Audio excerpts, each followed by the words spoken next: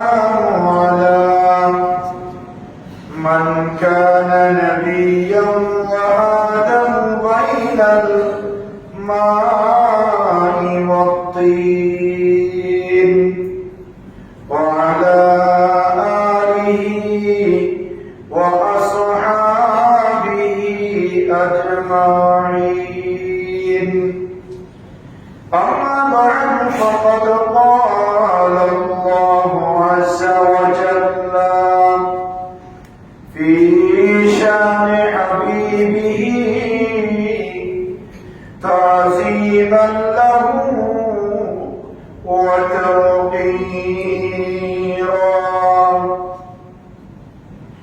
إن الله وملائكته يصلون على النبي يا أيها الذين آمنوا صلوا عليه وسلموا تسليما. صلى الله على سيدنا وآله وأصحابه صلى الله على سيدنا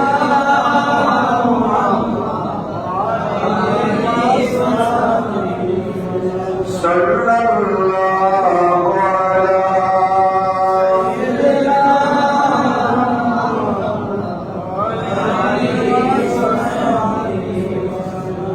أعوذ بالله من الشيطان الرجيم. بسم الله الرحمن الرحيم.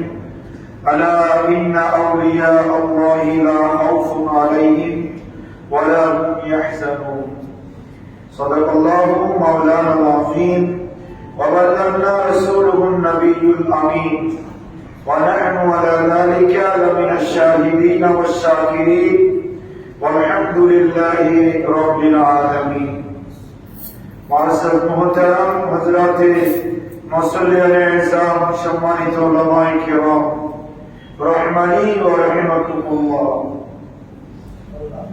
আল্লাহ সুবহানাহু ওয়া তাআলার নিঃস্বার্থ দরবারে লক্ষ কোটি শুকর আদায় করছি যে আল্লাহ সুবহানাহু ওয়া তাআলার অত্যন্ত দয়া এবং মেহেরবানিতে পবিত্র রবিউল সানি মাসের দ্বিতীয় জুমা নামাজে জুমার মহান লক্ষ্যে আল্লাহর মসজিদে আসার বসার সবাই একত্রিত হয়ে সালাম ইয়াস করার সুযোগ আর তৌফিক যে আল্লাহ আমাদেরকে দান করেছেন তার দরবারে করছি আলহামদুলিল্লাহ।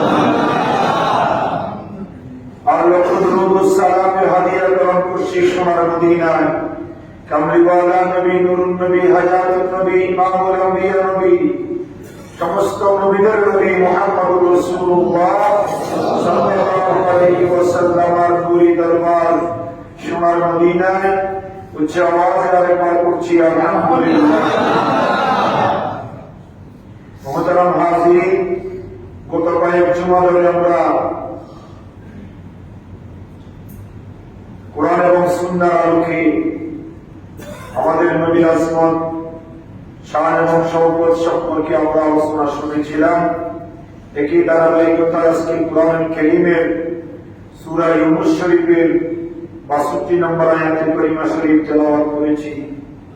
এই আয়াতে কারিমার আলোকে এই পৃথিবীর জমিনে আল্লাহর ওলির কি প্রয়োজনীয়তা, আউলিয়া কিরামের মাধ্যমে আমাদের কি লাভ, আউলিয়া কিরামের সুহবত হওয়ার মাধ্যমে আমরা দুনিয়া এবং আখিরাতে কি লাভ করতে পারবো, এই বিষয়ে আমরা আলোচনা করব। যেহেতু আগামীকাল হচ্ছে ফাতিহায়ে আজকাহু صفات معروف سبحانی کتب ربانی کنزل عرش نورانی شہبازل مقانی پیر میر مولانا محمد بن عبد القادر جیلانی رضی اللہ تعالی عنہ الوصال شریف আগামী খেয়াল। যে আয়াতে কারিমা শরীফ আমাদের সম্মুখে তিলাওয়াত করেছি, এই আয়াতে কারিমায় আল্লাহ বলছেন, আলা সাবধান, ইন্না আউলিয়া আল্লাহি লা খাউফুন আলাইহিম ওয়া লা হুম ইয়াহজানুন। এই দুনিয়ার জমিনে যারা আমি আল্লাহর বন্ধু তাদের জন্য কোনো ভয় নাই এবং আখিরাতের জমিনে তাদের জন্য কোনো চিন্তা নাই। সুবহানাল্লাহ। এটা হচ্ছে এই আয়াতের পরিবার অনুবাদ। আলা করবে তাকবীর, আল্লাহ সাবধান করেছেন, সাবধান, ইন্না নিশ্চয়। আল্লাহ রাব্বুল আলামিনের কোনো কথা বলার জন্য নিশ্চয়তা দেওয়ার প্রয়োজন নাই। অবশ্যই আমি করবো, অবশ্যই আমি দিব, অবশ্যই যাবো, এটা বান্দার জন্য। আল্লাহ যেটা বলেন সেটা হয়, যেটা বলেন সেটা করেন। আল্লাহর কথার মধ্যে কোনো পরিবর্তন নাই। কিন্তু আল্লাহ এখানে আল্লাহ হরফে তাকবীর ব্যবহার করেছেন, আবার আল্লাহ রাব্বুল আলামিন নিশ্চয়তা সূচক বাক্য ব্যবহার করে বলছেন ইন্না নিশ্চয় আউলিয়া আল্লাহ, যারা আমি আল্লাহর বন্ধু, ওলি মানে বন্ধু, ওলি মানে অভিভাবক, লা খাউফুন আলাইহিম ওয়া লা হুম ইয়াহজানুন, যারা আমার বন্ধু তাদের জন্য দুনিয়াতে কোনো চিন্তা নাই, আখিরাতে কোনো চিন্তা নাই, ভয় নাই। এটা হচ্ছে আয়াতের পরিবার সরল অনুবাদ। আমরা জানি বিলায়ত যেটা ওলি, আল্লাহর ওলিগণ যারা, তাদের তিনটা স্তর। কয়টা স্তর? তিনটা। একটা হচ্ছে প্রকৃতিগত, আর একটা হচ্ছে প্রধানকৃত, আর একটা হচ্ছে অর্জনকৃত। কয়টা? প্রকৃতিগত ওলি, প্রধানকৃত ওলি, অর্জনকৃত ওলি। পৃথিবীর জমিনে প্রকৃতিগত ওলিও এসেছে, আবার প্রধানকৃত ওলিও হয়েছে, আর অর্জনকৃত ওলি যেটা, সেটার পথ রাস্তা এখনো খোলা আছে, কিয়ামতের পূর্ব দিন পর্যন্ত খোলা থাকবে। সুবহানাল্লাহ। ওলি মানে অভিভাবক, ওলি মানে আল্লাহর বন্ধু। তো আল্লাহর বন্ধু হওয়ার জন্য, আল্লাহর বন্ধু হওয়ার জন্য রাস্তা এখনো কি খোলা আছে। কুরআন কারীমের সূরা আহজাবে মা কানা মুহাম্মাদুন আবা আহাদিন মির রিজালিকুম ওয়ালাকিন রাসূলুল্লাহি ওয়া খাতামান নাবিয়্যিন। সূরা আহজাবের এই আয়াতের পরিবার যখন নাযিল হলো বাশশারার প্রথম দিকে, মা কানা মুহাম্মাদুন আবা আহাদিন মির রিজালিকুম ওয়ালাকিন রাসূলুল্লাহি ওয়া খাতামান নাবিয়্যিন ওয়া কানা আল্লাহু বিকুল্লি শাইইন আলিমা। আল্লাহ বলেছেন মুহাম্মদুর রাসূলুল্লাহ সাল্লাল্লাহু আলাইহি ওয়াসাল্লাম তোমাদের কোনো পুরুষদের পিতা নয়। তিনি কে? তিনি হচ্ছেন ওয়ালাকিন রাসূলুল্লাহ, তিনি হচ্ছেন আল্লাহর রাসূল। সুবহানাল্লাহ। কে বলছেন? আল্লাহ। ওয়া খাতামান নাবিয়্যিন, এবং সর্বশেষ নবী। আল্লাহ বলছেন মুহাম্মদুর রাসূলুল্লাহ তিনি এমন একজন নবী যাকে আমি সর্বশেষ নবী করে পৃথিবীর জমিনে ধারণ করেছি, যার পরে আর কোন নবী রাসূল দুনিয়ার জমিনে আসবে না। আল্লাহ রাসূল নিজে বলেছেন আনা খাতামুন নাবিয়্যিন লা নাবিয়্যা বা'দি, আমি হচ্ছি সর্বশেষ নবী, আমার পরে আর কোন নবী রাসূল দুনিয়াতে। এই আয়াতে কারিমা যখন নাযিল হয়েছে, আল্লাহ নবীর চেহারা মুবারক মলিন হয়ে আছে। আল্লাহ নবীর চেহারা কি হয়ে আছে? মলিন। আল্লাহ নবীর চেহারা মলিন হওয়া, এটা আল্লাহ রাব্বুল আলামিন কি করে না? পছন্দ করে না। আল্লাহ নবীর চেহারা মলিন, এই কথা আল্লাহ রাব্বুল আলামিন আল্লাহ নবীর থেকে জানতে চেয়েছেন। ইয়া রাসূলুল্লাহ, ইয়া হাবিবাল্লাহ, কারণটা কি? আপনি পেরেশান কেন? আপনার চেহারা মলিন কেন? তখন আল্লাহ নবী রাহমাতুল্লাহ আলাইহি বললেন আদম সফিউল্লাহ থেকে ঈসা রূহুল্লাহ পর্যন্ত লক্ষ লক্ষ নবী রাসূল দুনিয়ার জমিনে এসেছে, আগমন করেছে। এক নবীর তিরোধানের পরে, এক নবীর দুনিয়ার জমিন থেকে বিদায় হওয়ার পরে আরেক নবী কিছুদিনের মধ্যে আগমন করেছে। এক নবীর পরে আরেক নবী এসেছে, নবীগণ দ্বীনের দাওয়াত দিয়েছেন, মানুষদেরকে কোরআন সুন্নাহর দিকে আহ্বান করেছেন, সঠিক পথে মানুষকে দাবিত করেছেন। কিন্তু আমি নবী হচ্ছি সর্বশেষ নবী বলেছেন আপনি। তা আমি যদি ইন্তেকাল করি, আমি যদি দুনিয়ার জমিন থেকে পর্দা করি, তাহলে আমার এই দীর্ঘদিনের মেহনত, দীর্ঘদিনের পরিশ্রম, তাইফের জমিনের রক্তাক্ত হওয়া, কাফের মুশরিকদের নির্যাতন, এই সব কিছু উপেক্ষা করে আমি যে দিন বিধান কোরআন এবং হাদিস আমার উম্মতের জন্য রেখে যাচ্ছি, সেটা তো পরিবর্তন হয়ে যাবে। সেটা রক্ষণাবেক্ষণ করা, সেটা দেখাশোনা করা, সেই কোরআন সুন্নাহ মানুষের কর্ণপুরে পৌঁছে দেওয়ার মতো আর কোন মানুষ তো পৃথিবীর জমিনে থাকবে না। তখন আল্লাহ রাব্বুল আলামিন হাকামুল হাকিমিন আল্লাহর নবীকে অভয় দিয়েছেন, ইয়া রাসূলুল্লাহ, ইয়া হাবিবাল্লাহ, এক দরজা আমি আল্লাহ বন্ধ করেছি আর হাজার দরজাকে আমি আল্লাহ ওপেন করে দিয়েছি। সুবহানাল্লাহ। নবুয়তের দরজাকে আমি আল্লাহ বন্ধ করেছি। আপনি হচ্ছেন খাতামুন নবিয়্যিন, সর্বশেষ নবী। আপনার পরে আর কোন রাসূল দুনিয়ার জমিনে আসবে না। কিন্তু ইয়া রাসূলুল্লাহ, বিলায়াতের দরজাকে আমি আল্লাহ ওপেন করে দিয়েছি। সুবহানাল্লাহ। সেই বিলায়াতের সম্রাট মাহবুব সুবহানী কুতুব রব্বানী কিবরিয়া আরশে নুরানী শাহবাজে মাকানি পীর মীর মাওলানা মুহিউদ্দিন আব্দুল কাদের আল জিলানী রাদিয়াল্লাহু তাআলা হচ্ছেন সেই ওলিকুল সম্রাট। আমাদের নবী হচ্ছেন নবীদের সম্রাট আর গাউসে পাক হচ্ছেন ওলিদের সম্রাট। সুবহানাল্লাহ। আমি বলছিলাম ওলিদের স্তর কয়টি? তিনটি। একটা হচ্ছে প্রকৃতিগত, আর একটা হচ্ছে প্রদানকৃত, আর একটা হচ্ছে অর্জনকৃত। প্রকৃতিগত যিনি ওলি, যিনি মায়ের পেট থেকে মাদার জাত ওলি, মায়ের পেট থেকে ওলি হয়ে পৃথিবীর জমিনে আগমন করেছেন, তিনি হচ্ছেন আব্দুল কাদের জিলানী। সুবহানাল্লাহ। মুজাদ্দিদ আল-ফিসানি রাহমাতুল্লাহি আলাইহি। হযরত ঈসা রূহুল্লাহ। মনে রাখবেন, সমস্ত নবীরা ছিল ওলি। সুবহানাল্লাহ। সমস্ত নবীরা আল্লাহর বন্ধু। কোনো ভুল আছে? কথা বলেন না। নবীরা আল্লাহর কি? হযরত ঈসা রূহুল্লাহ দুনিয়ার জমিনে আসার সাথে সাথে নিজের মা মরিয়ম আলাইহিস সালামের পবিত্রতার ঘোষণা দিয়েছেন। সুবহানাল্লাহ। তারপরে নিজের নবুয়তের এলান করেছেন। সুবহানাল্লাহ। তিনি বলেছেন, ইন্নী আব্দুল্লাহ। যখন ঈসা রূহুল্লাহ দুনিয়ার জমিনে তশরীফ এনেছেন, দুনিয়ার মানুষেরা ঈসা রূহুল্লাহকে আল্লাহর ছেলে বলা আরম্ভ করে দিল। নাউযুবিল্লাহ। মরিয়ম আলাইহিস সালামকে আল্লাহর স্ত্রী বলা আরম্ভ করল খ্রিস্টানেরা। যেহেতু ঈসা আলাইহিস সালামের কি নাই, আমরা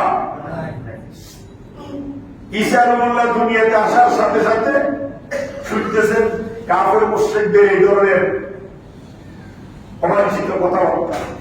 তখন ঈসা রূহুল্লাহ দীপ্ত করতে দাঁড়িয়ে বলছেন, ইন্নী আব্দুল্লাহ আতানি আল কিতাব ওয়া জাআলানি নাবিয়্যা ওয়া জাআলানি মুবারাকা।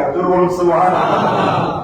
ঈসা রূহুল্লাহ দীপ্ত করতে ছোট অবস্থায়, শিশু অবস্থায়, দৌড়া থাকা অবস্থায় তিনি দুনিয়া আসার সাথে সাথে ঘোষণা দিয়েছেন, ইন্নী আব্দুল্লাহ। তোমরা যারা আমাকে আল্লাহর ছেলে বলছো, তোমরা ভুলের মধ্যে আছো। আমি আল্লাহর ছেলে নয়, আমি আল্লাহর বান্দা। সুবহানাল্লাহ। আতানি আল কিতাব, আমাকে আমার আল্লাহ কিতাব দিয়েছেন। ঈসা রূহুল্লাহকে কি কিতাব দিয়েছেন? ইনজিল। সুবহানাল্লাহ। ওয়া জাআলানি নাবিয়্যা, আল্লাহ আমাকে নবী হিসেবে কবুল করেছেন। ওয়া জাআলানি মুবারাকা, আমাকে আল্লাহ বরকত নিয়ামত দিয়েছেন। সুবহানাল্লাহ। তিনি এই কথাটা বুঝাতে চেয়েছেন যে আমার আম্মা আল্লাহর স্ত্রী নয়, আমি আল্লাহর ছেলে নয়। আমার আল্লাহ আল্লাহর বান্দী, আমি আল্লাহর বান্দা। সুতরাং তোমরা যা বলছো ভুল বলছো। সুবহানাল্লাহ। ঈসা রূহুল্লাহ মায়ের পেট থেকে ওলি হয়ে দুনিয়ার জমিনে এসেছেন, নবুয়তের মহান নিয়ামত পেয়েছেন। এটা হচ্ছে প্রকৃতিগত ওলি। আর একটা হচ্ছে প্রদানকৃত ওলি। আল্লাহর কোন ওলি মকবুল। মনে রাখবে একটা কথা, ওলির ছেলে ওলি হয় না, ডাক্তার ছেলে ডাক্তার হয় না, হুজুরের ছেলে হুজুর হয় না। এখন আমাদের দেশের যে ফির তরিকত আছে, এগুলো নিয়ে বিভিন্ন জনে বিভিন্ন কথা বলার সুযোগ পায়। কি জন্য জানেন? বাপ ওলি, বাপ মারা যাওয়ার পরে ছেলে দায়িত্ব পালন করে, ছেলে মারা যাওয়ার পরে নাতি, নাতির পরে পন্থী, পন্থী পরে পন্থী, সে কি আসলে আলেম কিনা, সে অলির উপযুক্ত কিনা, সে ফিসা হওয়ার যোগ্যতা আছে কিনা, এটা তো আমরা তদারকি করি না। এটা যদি হয় থাকে অলির ছেলে অলি, অলির ফিরের ছেলে ফির, হুজুরের ছেলে হুজুর, তাহলে তো ডাক্তারের ছেলে ডাক্তার হবে, লেখাপড়া আর কি নাই দরকার, হুজুরের ছেলে হুজুর হবে, লেখাপড়া আমার দরকার নেই, নবীর ছেলে নবী হবে, আর আল্লাহ দেওয়ার বিধানের প্রয়োজন নেই। এই জন্য অলি অলি হওয়া ফির হওয়া বহুত বড় গুরুত্বের বিষয়। আমরা কিন্তু আমাদের সমাজে কিছু কিছু এগুলার কারণে আমাদের কিছু ভাইরা আমাদের ইকরাম সম্পর্কে, পীর বুজুর্গ সম্পর্কে বিভিন্ন কথাবার্তা বলে থাকে। এ বলার সুযোগ আমরাই করে দিচ্ছি। মনে করেন এই ফিরের ছেলে ফির দাবি নেন, দেওয়াছে ঠিক নেন, ও আলেমও না, সূরা ফাতিহা সহি করে উঠতে পারে না, কোন জায়গায় গেলে নামাজ পড়াতে পারবে না, এমন এবিলিটি যোগ্যতা তার নাই, কিন্তু সে বিশ্বাস আছে না, এইটা হতে পারে না। বিশ্বাস হওয়ার জন্য কিছু ক্রাইটেরিয়া আছে, সে ক্রাইটেরিয়া যদি তার কাছে থাকে, সে ফিরে, সে বুজুর্গ, সে আলেম। ফিরে হওয়ার জন্য নাম্বার শব্দ হচ্ছে আলেম হইতে হবে, যে কোরআন হাদিস বুঝে, কোরআন হাদিসের জায়েজ না জায়েজ, বৈধ অবৈধ, হ্যাঁ, এই সম্পর্কে বিধান সম্পর্কে যা পরিপূর্ণ জ্ঞান থাকবে, সে ফিরে হওয়ার এবিলিটি যোগ্যতা রাখে। সুবহানাল্লাহ। কিন্তু আল্লাহর ওলিদের সাথে সম্পর্ক রেখে নেগাহে ওলি মে ये तासीरो देखी बदौलती हजारों में तकदीरो देखी। सुबहानाल्लाह। আল্লাহর ওলিদের সোহবতে থাকলে পরিত্য অর্জন করা যায়, বেলায়েতের পাওয়ার পাওয়া যায়। যেমন গাউসে পাক, তিনি ছিলেন মাদারজাতুলি, কোন সন্দেহ আছে? তিনি আল্লাহর মকবুল ওলি, তিনি ওলি হয়ে দুনিয়া জমিনে এসেছেন। তিনি দুনিয়াতে আসার পরে রমজানের চাঁদ উদয় হয়েছে কি হয় না, তিনি আর দুধ পান করার উপরে নির্ভর করেছে। সুবহানাল্লাহ। সেদিন ছিল সময়ের রমজানের প্রথম তারিখ, তো আকাশ মেঘাচ্ছন্ন, সবাই দ্বিধাদ্বন্দ্বের ভিতর আসে, চাঁদ দেখা যায় এই কোনো খবর আসে নাই। তখন কয়েছে তাদের আধুনিক যুগ ছিল না, তিনি খবর নিয়েছে যে যে গাউসে পাক মহিউদ্দিন আব্দুল কাদের জিলানী আগমন করেছে, আবু সাহেব মুসা জঙ্গিরি করে একটা সন্তান এসেছে, সে আজকে দুধ পান করেছে কিনা খবর নিয়ে দেখো।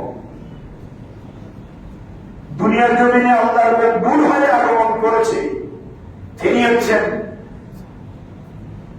আল্লাহর মকবুল ওলি। তিনার মাধ্যমে সেই দিন রোজা চাঁদ উদয় হয়েছে না হয়েছে সেটা নির্ধারিত হয়েছে। সেই আব্দুল কাদের জিলানীর ঘরে একদিন একটা চোর বেটা ঢুকেছে। কি ঢুকেছে? চোর। চোর ঢুকার পরে সে ঘরের দরজা খোলা, বাংলা সূরা ঘর, তিনি মোরাকাবা মুসাফা বসে বসে আল্লাহর জিকির করছেন গভীর রাত্রিতে। এখন চোর বেটা ঢুকি আর বাইরে হওয়ার রাস্তা পাচ্ছে না, খুঁজে কি হয়ে গিয়েছে, চক্ষু অন্ধ হয়ে গিয়েছে, দেখতে পাচ্ছে না, বের হওয়ার সুযোগ নাই। গাউসে পাক তাই ফজর নামাজ শেষ করলেন, এশরাকের নামাজ শেষ করে তাসবিহ তাহলিল পড়ে খাদেমকে ডাকলেন যে শুনো, আমার ঘরে একটা মেহমান এসেছে, সে তো তাকে কিছু মেহমানদারি করার প্রয়োজন। সুবহানাল্লাহ। আমার ঘরে মেহমান খালি হাতে ফিরে যাবে সেটা তো হতে পারে না। খাদেম বলছে হুজুর তাহলে তাকে কি দিয়ে মেহমানদারি করবে? তাহলে এমন একটা কিছু তাকে দাও যার দ্বারা তার দুনিয়া এবং আখিরাতের কল্যাণ হবে। সুবহানাল্লাহ। যার দ্বারা দুনিয়া এবং আখিরাতের কি হবে? কল্যাণ হবে। হয়তো অমুক জায়গার একটা আবদাল ইন্তেকাল করেছে, এই ব্যক্তিকে নিয়ে সেই জায়গার কুতুব বানিয়ে দাও। সুবহানাল্লাহ। গাউসে পাক এমন ফয়েজ দিলেন যে ফয়েজের কারণে তার সুরির সমস্ত কুচরিত্র তার চরিত্র থেকে দূরীভূত হয়, সে আল্লাহর ওলিতে পরিণত হয়ে গিয়েছেন। সুবহানাল্লাহ। এই জন্য সোহবত, আউলিয়া কিরামের সোহবত পাওয়া, আলেম ওলামার সোহবত পাওয়া, নেককার বুজুর্গ ব্যক্তিদের সোহবত গ্রহণ করে নিজের জীবনকে আলোকিত করা, এটা হচ্ছে নাম্বার 1 শব্দ। সুবহানাল্লাহ। এটা হচ্ছে প্রধানকৃত। আর দ্বিতীয় নম্বর হচ্ছে অর্জনকৃত ওলি, যারা মেহনত করে ইবাদত বন্দেগী করে, তাহাজ্জুদ, শাস্ত, দোহা, আওয়াবি, ফরজের কোনো ত্রুটি থাকবে না। ফরজের ক্ষেত্রে কোনো স্যাক্রিফাইস, কথা খেয়াল করবেন, ফরজের ক্ষেত্রে কোনো কি নেই, স্যাক্রিফাইস নেই। ফরজ নির্দিষ্ট সময়ে নির্দিষ্ট নিয়মে আদায় করতে হবে। যে আপনি মনে করেন, আমরা মনে করি যে এই অলি ছিল বড় মুশকিল। অলির পরিচয়টা আপনাদেরকে আজকে দিব।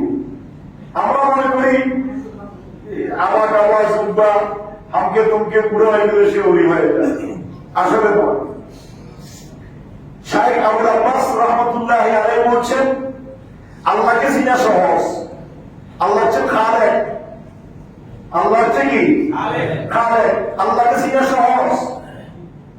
আল্লাহ বান্দার গোটা পৃথিবীর মালিক, যার কোন জিসমানি হাইসিয়ত নাই, যিনি নিরাকার খোদা, লা ইলাহা ইল্লাল্লাহ। কিন্তু ওরে চিনা বড় কঠিন। যিনি মাহলুক থেকে, আল্লাহ হচ্ছেন মাহলুক থেকে আলাদা খালেক, আর ওলি হচ্ছেন আমার মতো আপনার মতো সাধারণ মানুষ। কথা বলে ঠিক কি না? এই জন্য ওলি চিনা বড় মুশকিল। অর্থাৎ আব্দুল্লাহ ইবনে আব্বাস রুয়ুসুল মুফাসসিরিন, আব্দুল্লাহ ইবনে আব্বাস রাদিয়াল্লাহু তাআলা আনহু বলছেন, ওলি বলা হয় ওকে, ওই ব্যক্তি ওলি যাকে দেখলে আল্লাহর কথা স্মরণ হয়। সুবহানাল্লাহ। যাকে দেখলে আল্লাহর ভয় মানুষের অন্তরে জাগ্রত হয়, সৃষ্টি হয়, সে হচ্ছে আল্লাহর ওলি। আর হযরত আলী রাদিয়াল্লাহু তাআলা আনহু, বেলায়েতের সম্রাট হযরত আলী রাদিয়াল্লাহু তাআলা আনহু বলছেন, ওলি ওই ব্যক্তি যার চেহারা শুষ্ক, বুকা, চক্ষু ভিজা সবসময়, আর যে ফেলে খিদা সবসময় আল্লাহর রাহে, আল্লাহর দরবারে কান্নাকাটি করে, আল্লাহর জন্য বেকরার, দুনিয়ার কোন লালসা যার কাছে নাই, সে হচ্ছে প্রকৃত ওলি। আমাদের তো ওলি আপনি কিভাবে চিনবেন? ওলি তারাই যারা নির্দিষ্ট সময়ে ফরজ আদায় করে। ফরজের ক্ষেত্রে কোনো কি নেই, ত্রুটি নেই। ফরজ আদায়ের সাথে সাথে নফলের কোনো ঘাটতি নেই। আল্লাহ রাসূল সাল্লাল্লাহু আলাইহি ওয়াসাল্লাম নফল ইবাদত করেন নাই? কথা বলেন না। আল্লাহ রাসূল সাল্লাল্লাহু আলাইহি ওয়াসাল্লাম নফল করেছেন। ফজর, গভীর রাত্রিতে তাহাজ্জুদের নামাজ পড়েছেন। মা আয়েশা সিদ্দিকা, আমাদের আম্মা জান, আল্লাহ রাসূলের স্ত্রী, বলছেন, ইয়া রাসূলুল্লাহ, আপনি তো আল্লাহর নবী, আপনার উপর আগের সবকিছু মাফ। আল্লাহ আপনাকে এত নিয়ামত দিয়েছে, এত সম্মান দিয়েছে, জান্নাত আপনি ইন্ট্রোডাকশন করবেন, উদ্বোধন করবেন, আপনার কোনো আগে পরে গুনাহ নাই। আপনি সারা রাত দাঁড়িয়ে দাঁড়িয়ে তাহাজ্জুদের নামাজ পড়ছেন, আপনার কদম মোবারক পানি এসে ফুলে ফুলে মোটা হয়ে যাচ্ছে, আপনি এত কষ্ট কেন করছেন? এত কষ্ট তো তারা করবে যারা গুনাহে ভরা। কথা বলে ঠিক কিনা?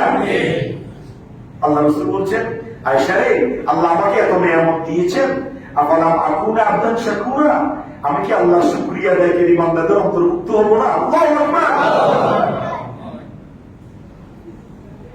এই জন্য আল্লাহ রাসূল তাহাজ্জুদের নামাজ পড়েছেন, ফজর নামাজের কিছুক্ষণ পরে ইশরাকের নামাজ পড়েছেন, ইশরাকের কিছুক্ষণ পরে দুহার নামাজ পড়েছেন, দুহার কিছুক্ষণ পরে শাস্তের নামাজ পড়েছেন, দুপুরের টাইমে জোহরের নামাজ পড়েছেন, আসরের টাইমে আসর পড়েছেন, মাগরিবের পরে মাগরিব পড়েছেন, মাগরিবের পরে আবার 6 রাকাত তাহাজ্জুদের নামাজ পড়েছেন, তারপরে এশার নামাজ এশারের টাইমে পড়েছেন, তারপরে আপনি ঘুমানোর আগে আবার নফল নামাজ পড়ে তারপরে ঘুমিয়ে গেছেন। সুবহানাল্লাহ। আল্লাহ রাসূল সবসময় কোরআন তেলাওয়াত করতেন, সকালবেলা, জোহরের পরে, আসরের পরে, মাগরিবের পরে, এশারের পরে। আল্লাহ রাসূল আমাদের মধ্যে দেখা যায় আল্লাহ রাসূল সাল্লাল্লাহু আলাইহি ওয়াসাল্লাম সবসময় প্রতিদিন প্রতিনিয়ত কোরআন কারীম তেলাওয়াত করতেন। সুবহানাল্লাহ। যার উপর কোরআন নাযিল হয়েছে, যার কাছে কোরআন শোনার ভিতরে, তিনি প্রতিদিন কি করতেন? কোরআন তেলাওয়াত করতেন।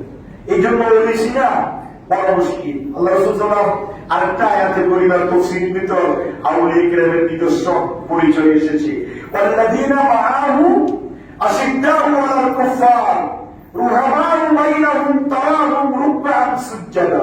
সুবহানাল্লাহ বলেন। ওলির পরিচয় দিয়েছেন আল্লাহ কোরআনের কেন্দ্রে সূরা ফাতিহা 26 সূরা ফাতিহার শেষ নম্বর আয়াতে করিনা আল্লাহ রাব্বুল আলামিন বলেছেন ওলি তুমি কিভাবে চিনবে? ওলি হচ্ছেন তারা যারা কাফেরদের ব্যাপারে কঠোর, কাফেরদের সাথে তার কোন সমঝোতা নাই, কট্টর কাফের বিরোধী। আমরা কি হতে পেরেছি? আমাদের মুসলমানরা হিন্দুদের শারদীয় দুর্গায় বাজার করতেছে, কেনাকাটা করতেছে, যাইতেছে, বক্তৃতা দিচ্ছে, দেখতেছে, নাচতেছে। কবে এইটা একমত? মনে রাখবেন এখন আর ওই একমত নাই। ইসলামের প্রথম যুগে কাফেরদেরকে যাকাত দেওয়া যায় ছিল।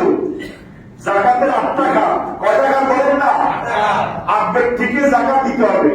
ইন্নামাস সাদাকাতু লিল ফুকারা ওয়াল মাসাকিন ওয়াল আমিলিনা আলাইহা ওয়াল মুআল্লাফাতি কুলুবুহুম ওয়া ফির রিকাব ওয়াল গারিমিনা ফি সাবিলিল্লাহি ওয়া তাসবিহ ফারিদাতুম মিনাল্লাহ। এখানে 8 ব্যক্তিকে যাকাত দেওয়ার কথা আছে। কথা কি আর করেন? কয়জন ব্যক্তিকে? বলেন না সবাই কয়জন? 8 জনের মধ্যে একজন আছে ওয়াল মুআল্লাফাতি কুলুবুহুম। ওই সমস্ত কাফেরদেরকে যাকাত দাও। যাকাত দেওয়ার কারণে কাফেরের অন্তরে ইসলামের প্রতি আগ্রহ সৃষ্টি হবে, মহব্বত সৃষ্টি হবে, সে ইসলামের দিকে ধাবিত হবে। এই জন্য ইসলামের প্রথম যুগে কাফের মুশরিকদেরকে যাকাত দেওয়া কি ছিল? জায়েজ। এখন বর্তমান যুগে এসে ওমর ফারুক, ওসমান, আলী, মুর্তজার পরে ইসলাম যখন ব্যাপক প্রসারিত লাভ করেছে আর কাফের মুশরিকদেরকে যাকাত দেওয়া এই আয়াতটা মঞ্জুর হয়ে গিয়েছে। এই অংশটা ওয়াল মুআল্লাফাতি কুলুবুহুম, কাফের মুশরিকদেরকে আর যাকাত দেওয়া কি নাই? জায়েজ না। কেন? মানে ইসলাম এমন বহুল প্রচারিত, এখন আর তাদেরকে বুঝিয়ে বাসিয়ে ইসলামের দিকে আনানোর কোনো দরকার নাই। অনুরূপভাবে তাদের কোনো সাড়া দিয়েতে আমরা গিয়ে বাবা দেওয়া, অন্তর থেকে গিয়ে করতে হবে। আমরা আমি কুম মুক্তারাম ফালিউবাইদিরু বিয়াদিহি ফাইল্লাম ইয়াস্তাতি ফাবিলিসানি ওয়াইল্লাম ইয়াস্তাতি ফাবিলকলবি যালিকা আদাফুল ঈমান। তুমি যদি অন্তর দিয়ে কি না করতে পারো, তোমার ঈমানের দুর্বলতা আছে। এখন আপনি গেলেন হ্যাকমত, বলে আমার নির্বাচনী এলাকা আমি যদি ভবিষ্যতে নির্বাচন করি তো হিন্দুর ভোটও আর আসে, আমি যদি তাদের সারা নিয়ে যাই, বাবা দিই, বক্তৃতা দিই, তাহলে তারা আমার ভক্তি কথা বলেন না। উদ্দেশ্য তো এটাই নাকি আরেকটা আছে? নাকি সারা দিয়ে যায় করেন ভাই কিল্লে মুক্তি পানো, কিল্লে মুক্তি পানায় সারা করতে গাড়ি খরচ করি, ইয়ে পূজা করার আমার করতে পারবি নগরী সেখানে না যায় আল্লাহর কথা না কর, আল্লাহর দুটি কদমে শ্রদ্ধা দেই ইমান, কেউ সারা দিয়ে দুর্গের যায় এটা বলছে কথা বলেন না। আলেম বলেন, আহমেদ বলেন, রাজনৈতিক নেতা বলেন সারা দিয়ে দুর্গের যায়, কেউ কি এই কথা বলছে? গেছে কি জন্য? বর্ষা হওয়ার জন্য। আমি আসছি আমার নির্বাচনী এলাকায় আমাকে ভোট দিবে, নাউজুবিল্লাহ বলেন না। আল্লাহ রাসূল সাল্লাল্লাহু আলাইহি ওয়াসাল্লাম বর্ষা হওয়ার জন্য সিদ্দিক আকবর, ফারুক আযম, ওসমান আলী ভোট পাবে, নির্বাচিত হলে ক্ষমতা থাকতে পারবে, এই উদ্দেশ্য নিয়ে কাফের মুশরিকদের সাথে সমঝোতা করে নাই। আল্লাহ রাসূলের হাদিস আছে, তুমি কাফের মুশরিকদের রাস্তায় দেখলে রাস্তা সংকীর্ণ করো, ডান দিকে দেখলে বাম দিকে চলে যাও। এখন কাফের মুশরিকদের আমাদের নমস্কার দিই একবারে অপনূত করিয়ে ইসলামের দিকে দাবিত করার কোনো দরকার নাই। ইসলাম এখন ব্যাপক প্রসারিত। সুবহানাল্লাহ বলেন না। আমি বলছিলাম সূরা ফাতিহা 26 পারা, এটা তাফসীর দেখবেন। আমার কথা যদি কারো মতের বিরোধিতা হয়, এটা তাফসীর, এই আয়াতের তাফসীর দেখবেন 26 পারা সূরা ফাতিহা শেষ আয়াত, والذين معه أشداء على الكفار رحماء بينهم تراهم ركعا سجدا। কাফেরের ব্যাপারে কঠোর আর মুমিনদের ব্যাপারে নমনীয়, রুকু সিজদা করে, আল্লাহর অনুগ্রহ তালাশ করে এবং তাদের চেহারার ভিতরে নামাজের সিজদার নিদর্শন থাকে। তারাই হচ্ছে আল্লাহর ওলি। জোরে বলেন সুবহানাল্লাহ। তারাই হচ্ছে আল্লাহর কি ওলি। যাদের কাছে যাদের চেহারা নূর আসে, কিসের নূর? আলতাসের লিপস্টিক সেরকম পাউডার মাগি নূর ন কালো, কিন্তু চেহারা থেকে নূর বিকশিত হয়। যে নূর মানুষের অন্তর দিয়ে অন্তরকে পরিষ্কার করে, তারাই হচ্ছে আল্লাহর ওলি। সুবহানাল্লাহ। ওলি সিনা বড় কঠিন, আল্লাহকে চিনা যায় সহজে, আল্লাহ জানেন। ওলি হচ্ছে মাত্র আমার মতো আপনার মতো, কিভাবে শিখবেন? এই জন্য আমি বলছিলাম বেলায়েতের তিনটা স্তর। তৃতীয় নম্বর স্তর হচ্ছে অর্জনকৃত। অর্জনের মাধ্যমে নিজের জীবনকে আল্লাহর জন্য উৎসর্গ করে দেওয়া, হারামের কিঞ্চিত পর্যন্ত তার কাছে থাকবে না। ফরজ কবে হবে না, ফরজ কি হবে না, তরফ হবে না। বড় আফসোস আমাদের জন্য, আমরা দাবি করি অনেকে, দরবারের সাহেব সাহায্যের বেশি আছে না আমাদের এলাকাতে, আমাদের দেশে সিটি পাটফালি ছড়িয়ে বিরোধী সব কার্যকলাপ তার কাছে আছে, কিন্তু সাহায্যের বেশি বিশ্বাস কোন ফিরে এই পর্যন্ত বলে না বাংলাদেশ দুই একজন ছাড়া, আহারে হক যারা আছে তারা ছাড়া। এই জন্য আমাদেরকে অর্জন করতে হবে। অর্জন দিতে হলে এখনো সুযোগ আছে, এখনো সুযোগ আছে। কি আমাদের পূর্বে পর্যন্ত সুযোগ আছে। আপনি নামাজ পড়বেন, রোজা রাখবেন, হজ করবেন, জাকাত দিবেন, আল্লাহ রাসূলের দাওয়াত দেবেন, জিকির আজকার করবেন, ফরজ করা হবে না, অন্যায় অবিচার আপনার কাছে থাকবে না, তা আপনি বেলায়েতের পাওয়ার লাভ করতে পারবেন। আল্লাহ নবীর সাথে আপনার সম্পর্ক আসছে, সে ওলির তাওয়াজ্জু যদি তিনি হক ওলি হন, তার তাওয়াজ্জু আপনার শিরের ভিতরে আসবে, আপনার থেকে অলৌকিক ক্ষমতা প্রকাশিত হবে। শুধু কারামাত প্রকাশিত হলে সে যে ওলি তা নয়। এটা যদি আমরা অর্জন করতে পারি, তাহলে আমরা আপনার মকবুল করতে পারবো। সুবহানাল্লাহ। নৌকা মাঝে যারা চলে না, চলে ওলির কেন প্রয়োজন? নৌকা মাঝে ছাড়া চলে না, হায়াতের নৌকা আমার ওলি ছাড়া চলে না। আপনি আকাশের অস্তিত্ব চন্দ্র, সূর্য, নক্ষত্র দ্বারা, কথা বলে ঠিক কিনা? দুনিয়ার অস্তিত্ব আল্লাহর ওলিদের দ্বারা, আলে মোলামার দ্বারা। জাহিরি চন্দ্র, জাহিরি আলো হচ্ছে চন্দ্র এবং সূর্য, যেগুলো সচরাচর আমাদেরকে আলো দিচ্ছে, কিরণ দিচ্ছে। আর বাতিনি আলো হচ্ছে আল্লাহর ওলিরা। সুবহানাল্লাহ। আলে মোলামা নামাজের বাহ্যিক দিক আপনাকে ঠিক করে দিবে, ফরজ ওয়াজিব মুস্তাহাব সেই সমস্ত দিকগুলো। কিন্তু যারা আল্লাহর ওলি, তারা আপনার অন্তরকে আল্লাহর সাথে কানেকশন করাই দিবে। সুবহানাল্লাহ। আপনার নামাজ কাবিলে কবুল হবে, যে নামাজের মাধ্যমে আপনি আল্লাহ এবং তার রাসূলকে দেখতে পাবেন। সুবহানাল্লাহ। সুতরাং আমাদেরকে এই জগতে ওলির অনেক প্রয়োজন। তো এই আউলিয়া কিরাম হক যারা আল্লাহর ওলি, তাদের সান্নিধ্যে যেতে হবে, তাদের সহমতে যেতে হবে, তাদের সাথে দামান সম্পর্ক রাখতে হবে, তাদের সাথে ওজিফা গ্রহণ করতে হবে, তাদের সিলসিলা মোতাবেক আমল করতে হবে। সে আমলগুলো হতে হবে আল্লাহ এবং রাসূলের সন্তুষ্টির জন্য। সুবহানাল্লাহ। কাউকে সেজদা দিয়ে নয়, নামাজ না পড়ি নয়। যদি কোনো বিষয় বলে নামাজ লাগবে না, আমি নামাজ কেমনে বলি, তাহলে সে বন্ধ, তার সাথে আপনার কোনো সম্পর্ক নাই। আর এই জন্য ফিতরার আগে বলা হয়েছে আপনি কাকে ফিট করবেন। ফিতরার আগে 2-4 মাস, 1 বছর, 2 বছর, 8 বছর, 10 বছর পর্যন্ত তার বেশি কিছু করতে হবে। তার কাছে বিয়ের আলামত কি আছে, শরীরের বিরোধী কোনো কাজ আছে কিনা, তার স্বভাব চরিত্র, আখলাক, লেনদেন সব ঠিক আছে কিনা, তারপরে বিয়ের উপর বায়াত দিবেন আপনি। ভোট করি আমরা ভিতরে দেখি, আবার কিছু মুরিদ আছে ওই বিয়ের তরকা ধরে ধরে নিতে পারে, তার কিছু বেনিফিট আছে, সে দরবারে নিয়ে ঢুকে দিয়ে মুরিদ করে শেষ। মুরিদ হওয়ার আগে ফিরের বেশি বেশি করতে হবে, ফিরের আখলাক, চরিত্র, আদব কায়দা, কথাবার্তা, লেনদেন, আদান প্রদান আল্লাহ রাসূলের শরীয়তের ভিতর আছে কিনা। সে যদি পরিফির যদি ওইভাবে হকানি হয়, তারপরে আপনি দাঁড়াতে বায়াত গ্রহণ করবেন, সিলসিলার সওয়াব দিবেন, সে আপনাকে ওজিফা দিবে, ওজিফা তেলাওয়াত করবেন, তারপরে আপনি কোরআন সুন্নাহ মতে আমল করবেন। ফিশা মুড়ির সিগনেচার দিয়ে তার কাজ ফাঁসি দিয়ে বসে রয়েছে। একদিন হিসাবে বলে না যে দাঁড়িয়ে কিনা কথা বলেন না, তো তুমি কি হিসাব বলে তোমার মুড়িদের আল্লাহ রসুলের বই অন্তরে আনতে পারবে না, তুমি কিসের হিসাব? ফিরমুড়ি কিছু ফিরমুড়ি দিয়েছে ব্যবসা, আর কিছু ফিরমুড়ি দিয়েছে আল্লাহ এবং রসুলকে পাওয়ার জন্য, পরকালে জান্নাত পাওয়ার জন্য। সুবহানাল্লাহ। ওই যে ফিরের মাধ্যমে আপনি জান্নাত পাবেন, আল্লাহ রসুলকে পাবেন, আল্লাহকে পাবেন, সেই ফিরের দাম আপনাকে ধরতে হবে। আসল ফির, অরিজিনাল ফির এখনো আছে না নাই? আছে। আমরা মনে করি ফিরমুড়ি শুধু বাংলাদেশে নয়, মদিনা শরীফে কয়েকটা খানকা আছে, প্রতি বিশুদ্ধবারে সেখানে মিলাদ কিয়াম জিকির আজকার বিরতি পাকানো হয়। আমি নিজেও সেখানে কয়েকটা দরবারে গিয়ে শরীক হয়েছি। আপনারা মনে করেন যে শুধু এগুলো কোথায়?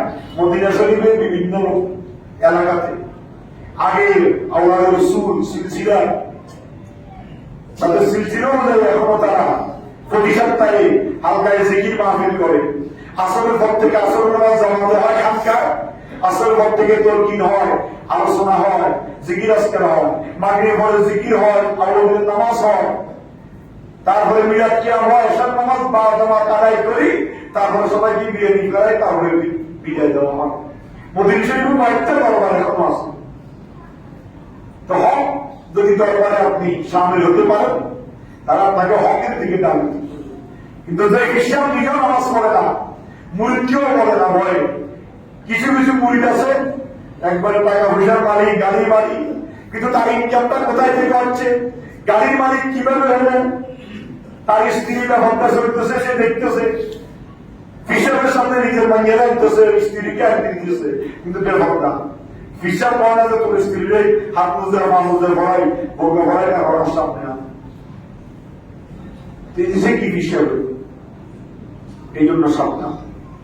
এই জন্য আমাদেরকে, আমরা ফির মুরিদিকে অবজ্ঞা করবো না। আমাদের দেশে অনেকে ফির মুরিদিকে অবজ্ঞা করে, মাজারকে অবজ্ঞা করে। অবজ্ঞা করবেন না, মাজারে আল্লাহর ওলি আছে, তাদের কাছে যাবেন, জিয়ারত করবেন। ফাইন্না মুসাক্কারুল মাউত, মাজারে জিয়ারত করলে আপনার মুসারে মৃত্যুর ভয় আসবে। কি ভয় আসবে? এই ব্যক্তি তো একজন আলেম ছিল, এত বড় আলেম হয়েও সেও আজকে মাটির নিচে গর্তের ভিতরে, আমি কি? তো আমাদের একদিন গর্তের ভিতরে যেতে হবে, তবে যাওয়ার জন্য আমি একটু প্রস্তুতি এলার হই, নামাজি হই, আল্লাহ মানা হই, হারাম ছাড়ি দিই, হালাল গ্রহণ করি, আল্লাহকে ভয় করে রসুলের অনুসরণ করি। এইটা আপনার অন্তরে আসার জন্য আপনি জিয়ারত করবেন, আমাদের এই কেরামের দরকার যাবে। সেখানে গিয়ে সন্তানি হন না, মাজারে গিয়ে টাকা পয়সা দেওয়ার কোনো দরকার নেই। মাজার আমার টাকা লাগে না, ফ্যান লাগলে কেউ কিনে দেবে, লাইট লাগলে কেউ কিনে দেবে, ফাঁকা করতে কেউ করে দেবে, এগুলো দরকার নাই। এগুলো দরকার মসজিদে, মসজিদের ফ্যান নেয়, লাইট নেয়, এই সমস্যা ওই সমস্যা, এগুলো মসজিদে দিবে। যেমন আমাদের মসজিদে আপনারা গত কয়েকজন আগে বলেছিলাম 3 তলা কাজ চলতেছে, আপনারা অনেকেই গোপন ভাবে সহযোগিতা করেছেন। আমাদের ইনশাআল্লাহ ভবিষ্যতে আমাদের একটা জেনারেটর আপনারা এখানে দেখতে পাচ্ছেন ওজুখানার পাশে, দীর্ঘদিনের আগে জেনারেটর, এটা নষ্ট হয়ে যাচ্ছে, এটা স্টাডিতে কষ্ট হয়, আওয়াজ বেশি, এখানে নামাজ পড়াইতে কষ্ট হয়। তো আমরা সেলফ সিস্টেমের একটা নতুন আধুনিক জেনারেটর নেওয়ার জন্য আমরা আমাদের সভাপতি মহোদয় সহ আমরা একটা সিদ্ধান্ত নিয়েছি। তো আপনারা আপনাদের হাত প্রসারিত করবেন, শুধুমাত্র জেনারেটরের জন্য আপনারা গোপনীয় ভাবে কিছু টাকা পয়সা আমাদের কমিটির লোকরা আছে তাদের হাতে দিবেন। কয়েকজনে মদ হিসাবের কাছে রসিদ বই আছে, রসিদ আকারে দিয়ে যাবেন, একটা আলাদা রসিদ থাকবে জেনারেটরের জন্য, সেখানে দিবেন আপনারা। এই জেনারেটরের জন্য যদি আপনি দেন, সবকায়ে জারিয়া, সবকায়ে কি জারিয়া, কি আমার ততদিন পর্যন্ত জেনারেটরটা চলবে। জেনারেটর চলবে কি জন্য? মুসলিম নামাজের জন্য। তাহলে এটা সওয়াব, আপনি মারা গেলেও আপনার কবরে কি করতে থাকবে? পৌঁছতে থাকবে। কিন্তু আপনি মাজারে দিবেন, সেখানে দান বাক্স থাকে, সে বাক্স কয়েকটা ভাগ হয়, একটা এমপি, একটা মন্ত্রী, একটা এলাকার গুন্ডামান্ডা, একটা যারা এখানে ভাড়াদের তারা, আরেকবার আরেকজনের জানি বলতেছি না, জানি বলতেছি না, কথা হচ্ছে। এই জন্য আমরা যদি জানিও না বলি বেড়া দেওয়া হবে না। অলির দরবারে যাবেন, জিয়ারত করবেন, সেখান থেকে ফয়েজ নিবেন। ইচ্ছা করে সেখানে কিছু দেওয়ার কোনো দরকার নেই। দিবেন যেখানে দরকার সেখানে। মসজিদের দরকার এখানে দেন, এখানে এখানে ফ্যান নাই, ঘরে জানালা নাই, অজুগানের সমস্যা, এগুলো করেন সব কাজে দাঁড়িয়ে আজীবন থাকবে। মাথায় কি মোমবাতি দিনের বেলা কাজ কি? মোমবাতি জ্বালাবেন রাত্রে, আপনি এখানে ফ্যান নাই, কারেন্ট নাই, লাইট নাই, আপনি একটা মোমবাতি জিয়ারত করলেন, কোরআন শরীফ পড়লেন, তাহলে মোমবাতি ঠিক আছে। দিনের বেলা 100টা মোমবাতি জ্বালা নিয়ে চলে এসলেন, মাথার কন্যা যে বন্ধ করে দেখিলে যাবে। দিনের বেলা এখন কাজ কি? মোমবাতি হয়নি, কোনো মাথা হয়নি। আর আমি আরেকটা এক জায়গায় একটু বস্ত ছিলাম, মাজারে মহিলা দেওয়া নিষেধ, এই কারণে আমার রস করতে তো বন্ধ হয়ে গেছে, আর আমাকে দেওয়া হচ্ছে না।